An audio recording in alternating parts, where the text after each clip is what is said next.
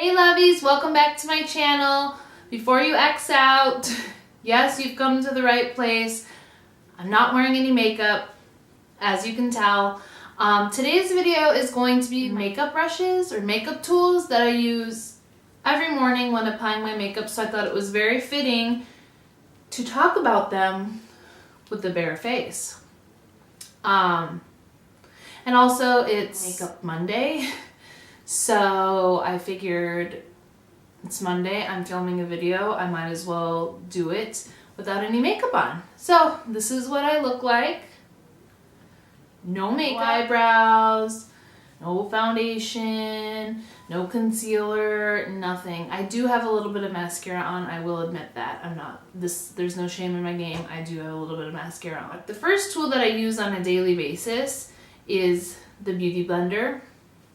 Obviously this one is dry. Funny story, saw these on YouTube, saw everybody talk about them. I thought to myself, man, I need to get these. So I ordered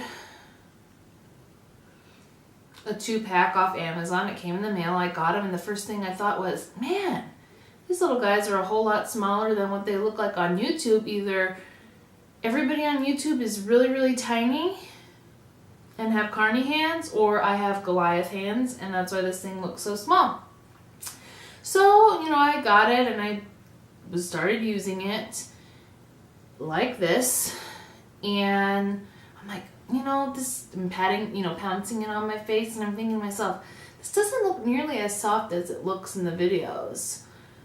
And so I put it down. I'm like, I don't know what the fuss is about. I don't get it. So I put it down and I went back to, you know, a foundation brush, and then I saw somebody else talk about it in a video. So I thought, you know what, I'm going to give it a try again. So I'm sitting here thinking, then I heard somebody say, oh, I used my Beauty Blender wet. And I thought to myself,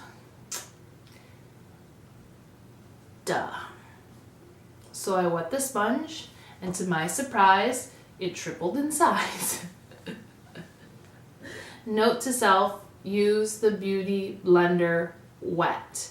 And since I've used it wet, I have not put it down, and I love it. I have whatever, but I love these things. I love this. It just makes my skin look flawless when I'm applying foundation and concealer under my eyes. Love, love, love. Brush, and I don't know the name of it. It's really, really soft, and these are really, really, really inexpensive. I'll leave a link in the description box if you're interested in checking them out, but I think this little baby was like less than $5. It's perfect for setting under. This is just super perfect for setting that area, and it's nice and dense but really soft, and it just applies the product. I'm really, really, really impressed by this brush. The next brush is this. This is the Real Techniques powder brush. Love this. I am obsessed with big, fluffy powder brushes. So nice, and they're just, you know, reasonably priced. Such a great product. I feel like every time I wash it, it just gets nicer and nicer and nicer and softer and softer and softer, and I just love it. I use this to set I use this with my MAC Mineralized Skin Finish Natural to set my foundation. Oh my god, and I just love it. It's just so soft, it's nice and dense, so it really gets nice amount of product, and you can just use it. Covers a lot of surface area, and it's just really nice to pat in and, you know, buff in that powder. Love it. Get these at Ulta, and I don't know the exact Nars Ita Brush. Ita Brush, I don't know how you say it. This is a very nice brush for contouring. I will say this, I do not prefer it when I'm just bronzing up the skin. Get a nice harsh contour line and then put it down, and then I go with the Sigma F35, the tapered highlighter brush. Swirl it around on the tip here, swirl it around in my bronzer. With the product concentrated on the tip, I'll go back into where I contoured and just buff it out. And kind of, you know, take it up a little here and there, and then throughout the temple areas and down the sides of my nose. It's just perfect for bronzing and warming up the face. So these two products, I use this to contour and then this to warm up the face with bronzer. The next is this Bobbi Brown blush brush. If you don't have this, you need this in your life. Yes, these brushes are a little more on the expensive side, but this blush brush by far is the best blush brush I have ever owned, and in fact since I've had it I haven't used anything else. It just really helps keep it concentrated in the areas that you want to give that nice defined chiseled cheek. So, you know, it's dense to pick up a lot of product. It's also really nice to blend it out. I love this brush. I will say though, wash it the first few times, it does have a funky smell, but it does go away. Next brush is the Eco Tools. This is the fan brush.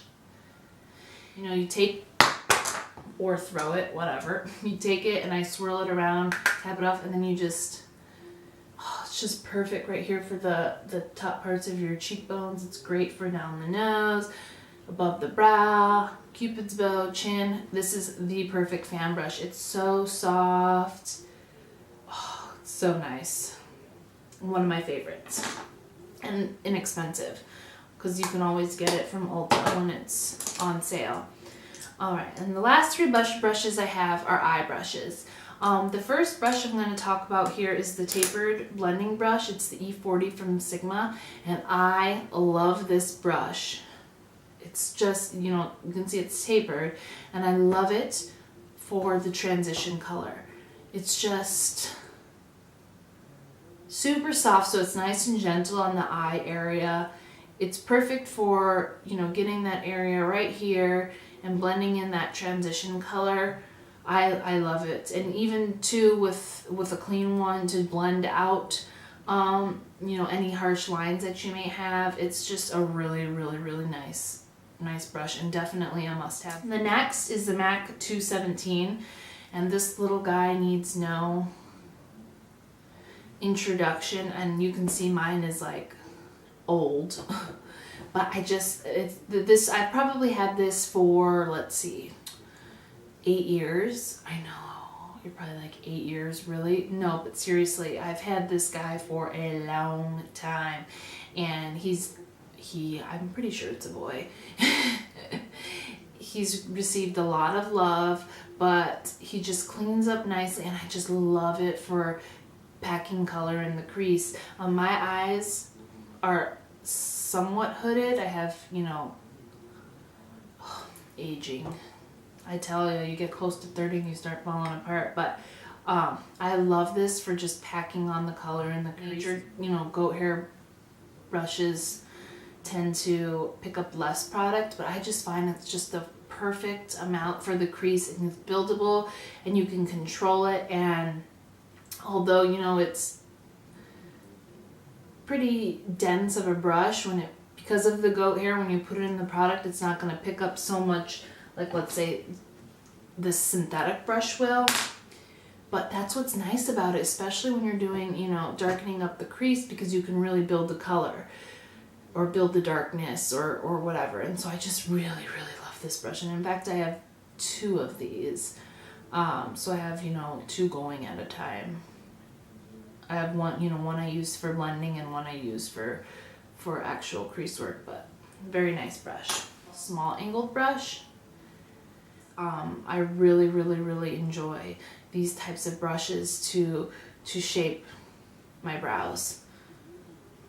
I have 4 or 5 different brands, but the same type, like densely packed, nice sharp angle to them, and I just really love these for shaping and defining the brows. So those are the brushes that I use daily, in my routine, regardless of the look that I'm using. Obviously, you know, I'll throw in a couple different ones here and there depending on what kind of look I'm going for, what colors I'm using, what products, but these by far I reach for every day, regardless of if I'm, you know, glamming it up or just throwing on makeup real quick to run to the grocery store. Makeup, and you're wondering, what brushes do I need?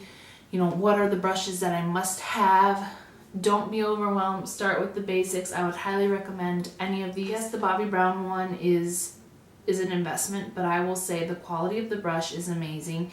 And if you struggle with blush and blush placement and blending, but I would highly recommend this. This is probably, these two are probably, I would say, splurge. Splurge on the blush brush and splurge on the Beauty Blender, because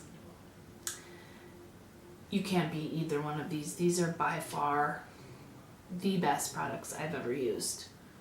So yeah, those were my favorite. I hope you enjoyed the video. I hope you enjoyed seeing me without makeup. Yeah, this video is probably going to be really, really, I don't even know what to say. I'm just telling you guys right now that this video is going to be a train wreck, and I don't know what it is, but I always feel like when I just try to throw something up, that didn't sound right. Not throw something up like heave it up, but I mean throw something together. It always comes out like a train wreck. But I really wanted to show you this video, you know, show you the brushes that I use every day, more tutorials. So I thought it would be nice to show you what I like to use every day, so that when we go into, I'm gonna, you know, if I do a get ready with me or whatever, you know what brushes I grab for on the regular basis, so that we don't have to bombard the video with, oh, I'm using the Nars brush, or oh, I'm using this. You'll have seen them in this video, and so you'll know. If you're still with me in this video, thank you very much for putting up with my randomness, and yeah, I'll see you next time, guys. You can like this video if you want, but I'm sure I'll probably get a few thumbs down because it wasn't